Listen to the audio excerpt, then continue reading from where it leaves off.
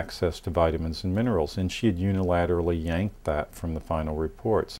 This attitude by Ms. Yetley, who is an employee of the US Food and Drug Administration, is reflective of Codex meetings in general.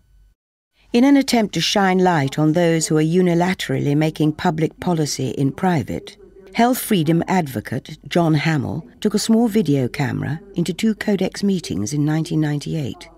These grainy videos are all that remain of the tapes, which mysteriously disappeared. Moving right along, agenda number 5 on vitamins and minerals. So you're going to strike that second paragraph? Well, these are draft positions. They go in as draft positions. So they're not the final nor the formal position. You've seen the letter from Ron Paul then, and this was signed by Ron Paul, Congressman Stump, and Congressman Cook. We have received a lot of mail. We've looked at all of it. And you acknowledge that this represents the will of the American people and the will of Congress, correct? There's a wide range of opinions on this one. Despite multiple written requests and the intervention of a US congressman, the FDA refused to answer any questions about Codex, dietary supplements, or even labelling for this documentary. But judging from this rare interview with Michael R. Taylor, then Deputy Commissioner for Policy at the FDA, it is apparent that the agency is unaccustomed to meaningful questions about health policy by the media. You stated your concern, and the FDA certainly has, on L-tryptophan. What about your concern regarding something like Prozac, that very well documented 28,000 adverse reports, 1,600 suicides associated with that drug? Well, drugs that go through our very rigorous testing and review process are very well understood chemicals, and drugs are recognized to have both risks and benefits.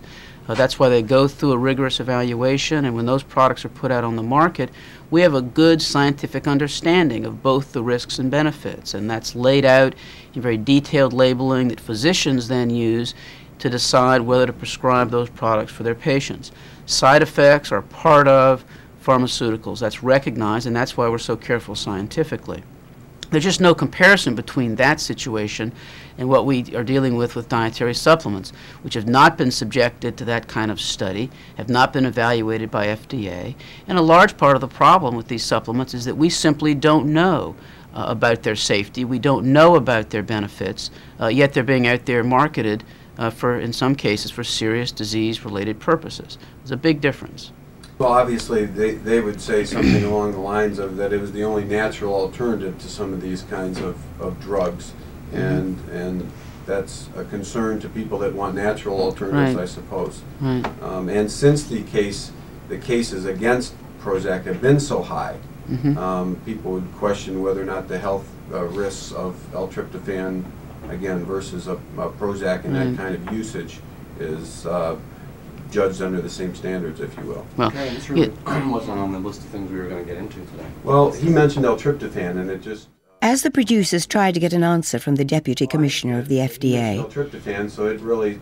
Mr. Taylor seemed to lose his patience with the tone of the interview. Mentioned, so I thought that I would follow up on it. That's all. Kurt, turn the camera off, we can talk.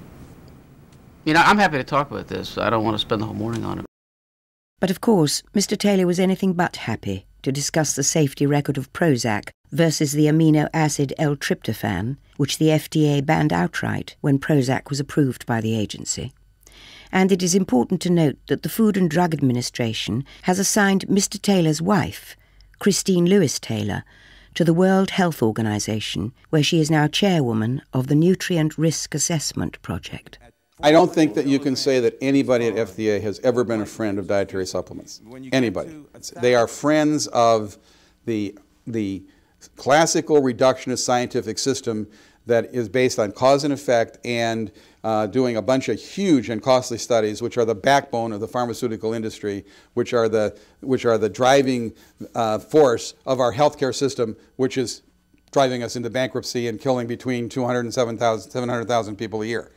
Some of them honestly believe in the useless medication. More, however, are bunkum artists without pity or conscience, willing to risk the lives of fellow human beings to line their own pockets. Institutional hypocrisy and bias are endemic at the agency. In fact, the FDA has made no secret of its intentions to harmonise the US vitamin and mineral standards with Codex, thereby reducing the dosages of common vitamins and minerals to ridiculously low levels. They've said so before Congress, in the National Register, and even on their own website. That system is not a good system, and the dietary supplement guideline, the vitamin mineral guideline, mimics the ideas of that system and tries to push them onto the international stage for vitamins and minerals. Bad thinking all the way around.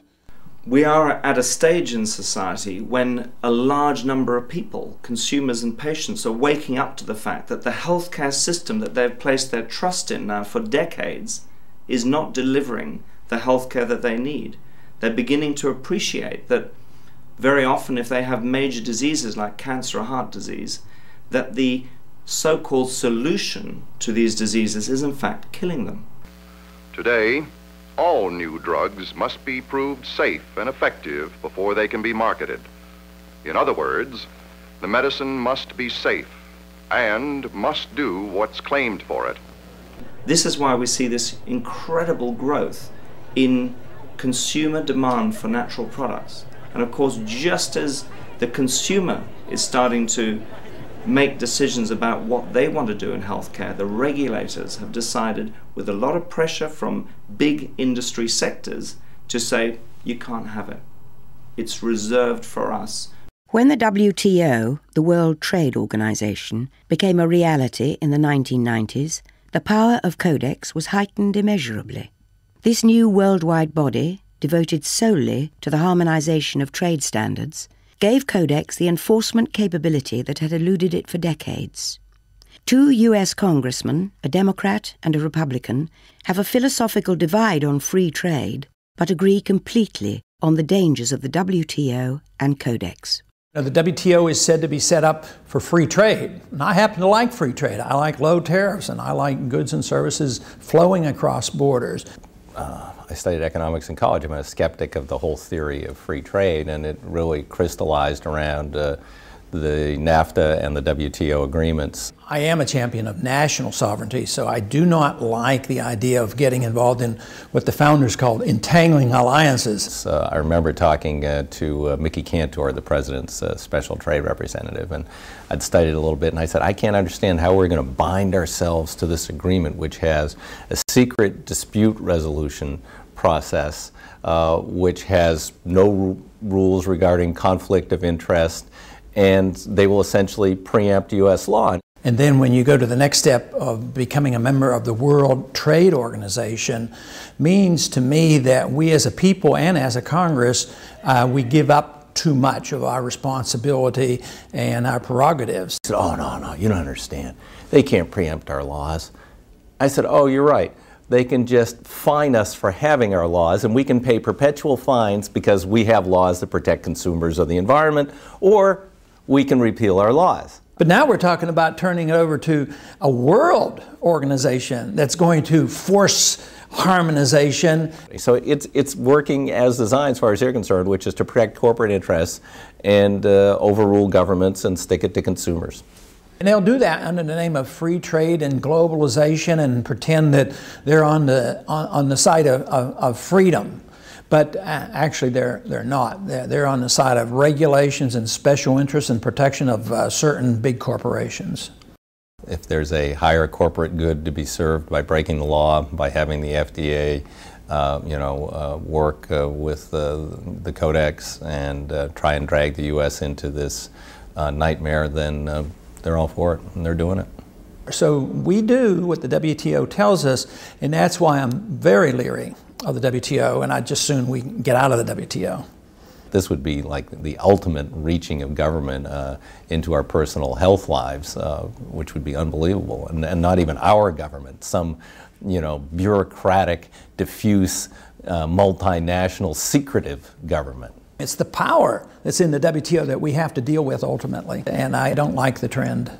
On Capitol Hill, legislators are now debating the merits of yet another trade agreement called CAFTA, the Central American Free Trade Agreement. This latest Trojan horse was wheeled into Washington as a saviour for a faltering economy. But as consumers in Europe could confirm, it will only lead to more backroom deals, deals that could spell the end of health freedom as we know it.